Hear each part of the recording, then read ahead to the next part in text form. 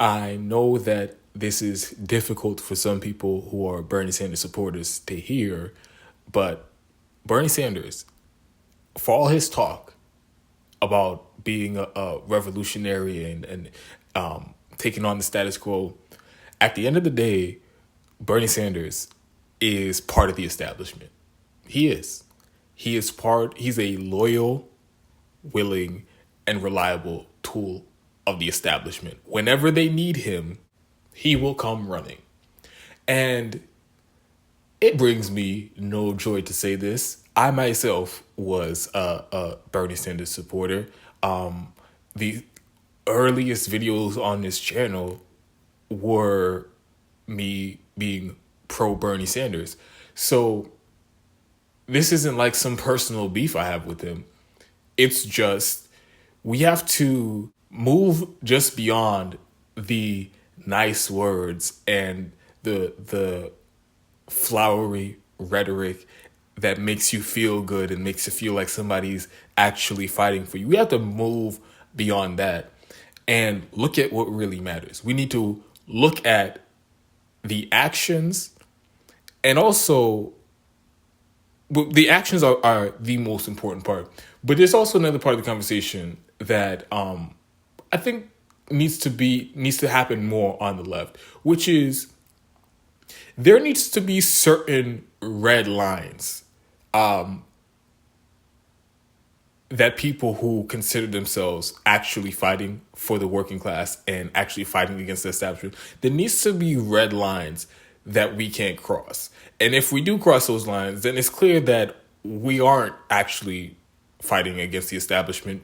We're trying to reform the establishment and make it more friendly. And I don't mean small, minor disagreements on policies. It could be even important policies that are kind of ancillary. I don't even mean things like that. I mean glaring red lines that are just indefensible.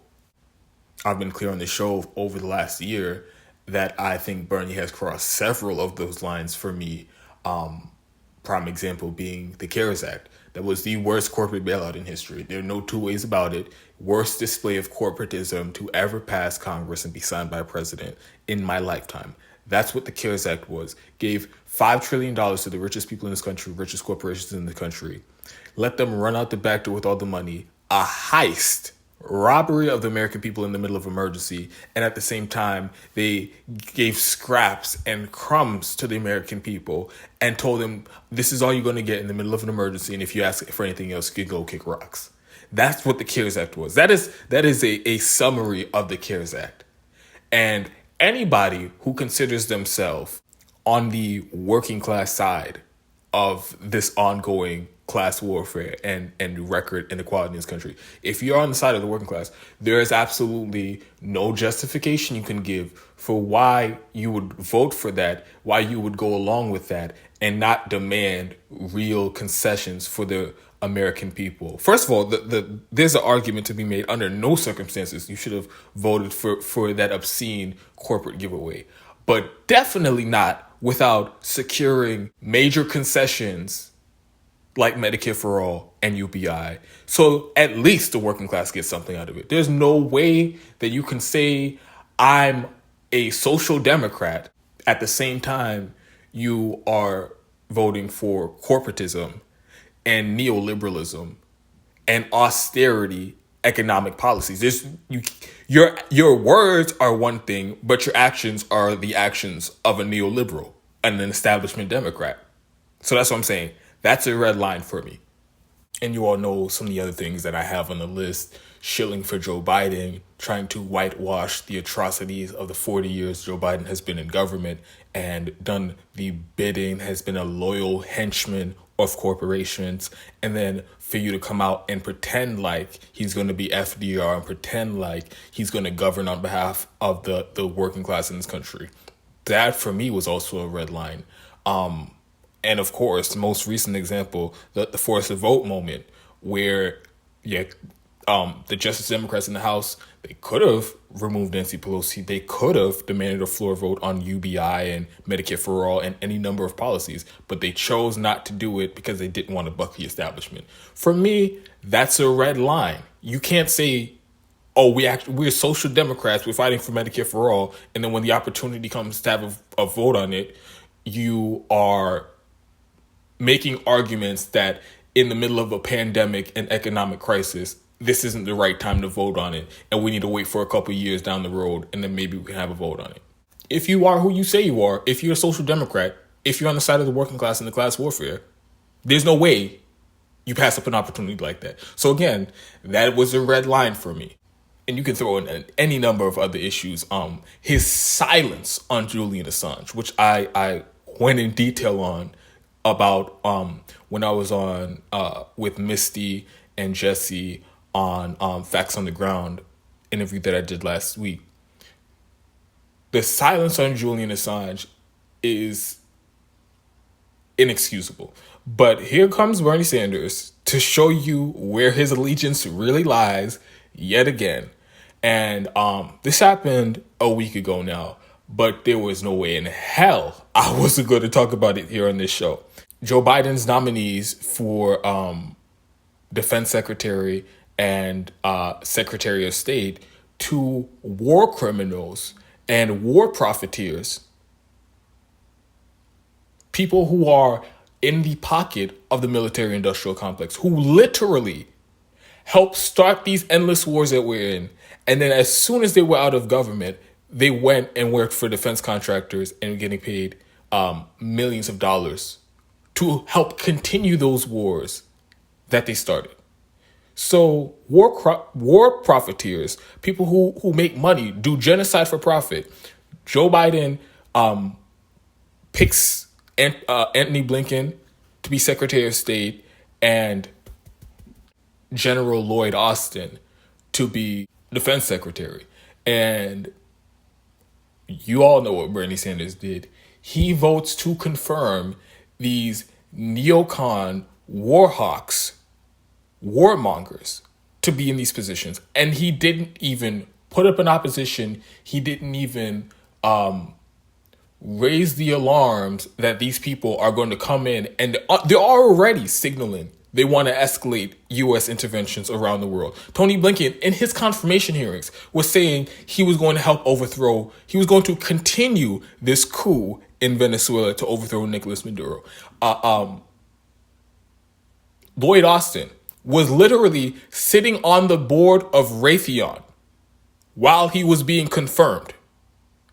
One of the top defense contractors in this country, Loyd Austin, was on their board getting paid millions of dollars to perpetuate endless war.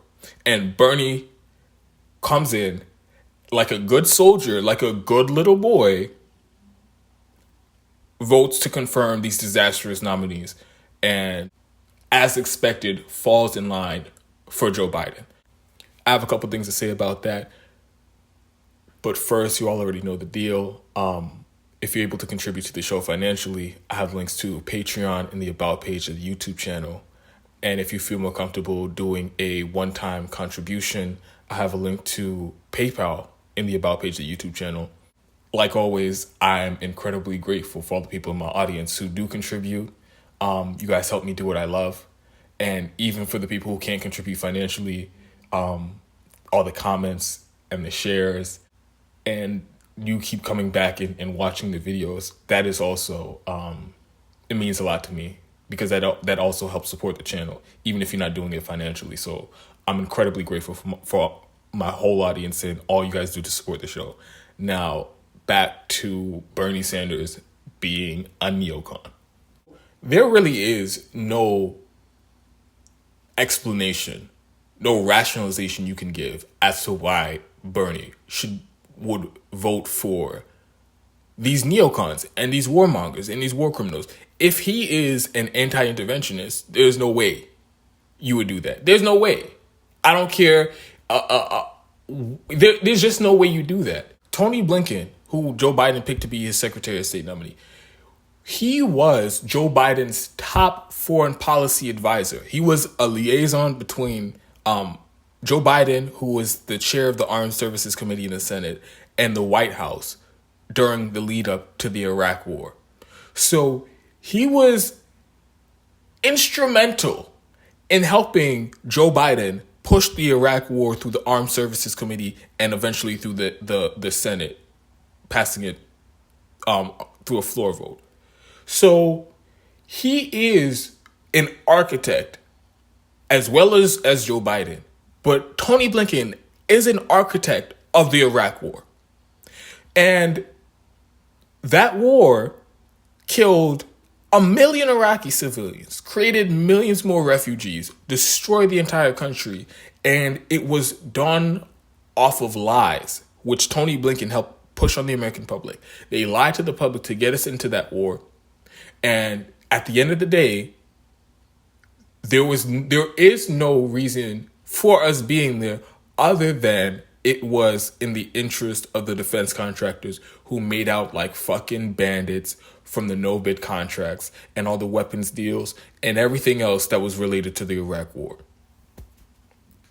On the Iraq war alone, that is disqualifying. That is disqualifying. I don't care what type of rehabilitation you think he went through. And of course, he didn't. He was a warmonger throughout his entire time in government, in the public sector.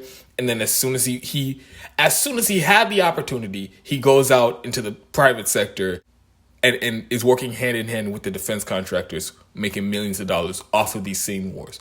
So, but just the Iraq war alone should be disqualifying. Anybody who considers himself an anti-imperialist, anti-interventionist, anti-war, there's no way you would, of your own volition, vote to give somebody who is an architect of that disastrous war. There is no way you vote to give them a promotion and make them Secretary of State in charge of all U.S. diplomacy around the world.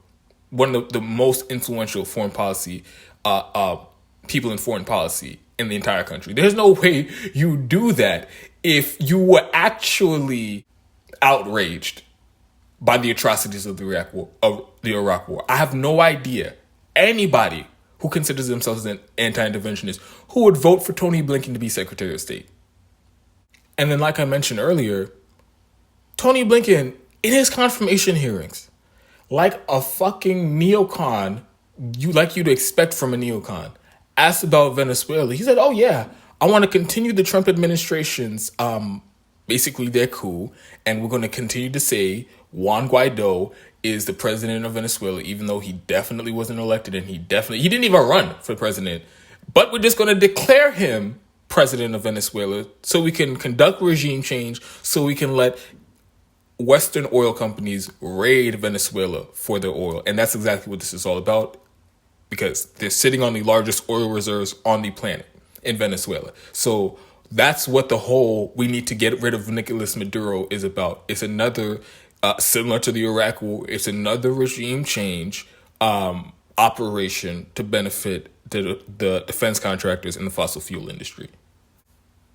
That's who Tony Blinken is. That's who he said he was in his confirmation hearings. And still, what does Bernie Sanders do? He votes for him. He votes for him. He doesn't mount a pressure campaign and says, this is reckless. We're going to put somebody, the Democrats are going to have somebody Secretary of State who is going to continue the disastrous policy of the Trump administration and trying to topple the Maduro regime. There is no way we should allow this in the Democratic Party. Bernie Sanders could be mounting a pressure campaign, yelling from the rooftops about that. But he didn't. In this instance, he had the opportunity to try at least to change the direction of that policy, and he didn't. He just voted for Tony Blinken, and he co-signed this coup in Venezuela. And then we're learning today, and I'm going to do an entirely separate video about it. Now Tony Blinken out there talking about, oh, Iran is weeks away from having a nuclear weapon. So here we go again, weapons of mass destruction. And it was Tony fucking Blinken who was pushing the weapons of mass destruction lie in the lead up to the Iraq war in the first place. And now here, him and Joe Biden again, the two partners in crime, apparently doing the same goddamn thing in Iran and trying to fearmonger and scare everyone, condition everyone, try to manufacture consent among the public that, oh, these guys they're so big, bad, and dangerous. They might have a nuclear weapon. And, of course, we cannot allow it. So, we'll try to do what we can to avoid it. But push comes to shove. I mean, there's no way we're just going to let Iran have a nuclear weapon. So this might be the lead up to some type of military escalation or intervention in Iran. And Bernie Sanders silent on that. And again, this is after he voted to confirm Tony Blinken, a known war criminal, a known warmonger who was hell-bent on escalating with Iran. And he was clear about this from before his confirmation. Bernie knew all of this and he voted for him anyway. So, and then real quick, just to touch on the Loyd Austin thing. So Loyd Austin, it was against the law for Joe Biden to even appoint Loyd Austin to be Secretary of Defense, because there's this rule in place that says a general or somebody from the military can't serve as defense secretary for at least 7 years, I think it is, until after they've officially left the military. And that rule is in place because, very simply, best way I heard it described, when all you have is a hammer, everything looks like a nail. These people, they spend their entire careers engaging in war and continuing these endless wars, starting new wars, and carrying out disastrous military operations full of war crimes and all of that, killing innocent civilians.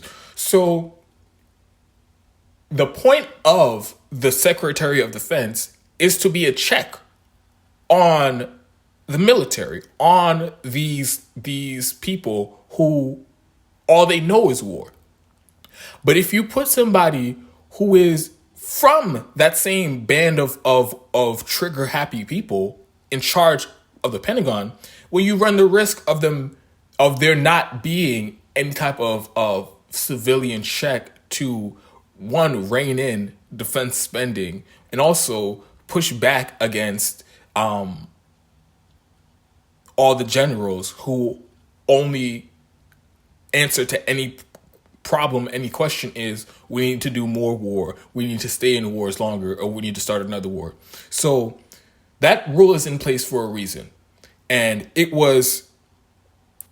waived it when Trump did it, and here they are waiving it again. So basically, they're acting like the law doesn't exist, and Bernie Sanders did that. So this is even more egregious than just voting for Tony Blinken, because with Loyd Austin, mind you, somebody who is sitting on the board of Raytheon, a top defense contractor, this is even more egregious because you had to help him get the way. Bernie Sanders voted to approve this waiver for Loyd Austin, just completely disregarding the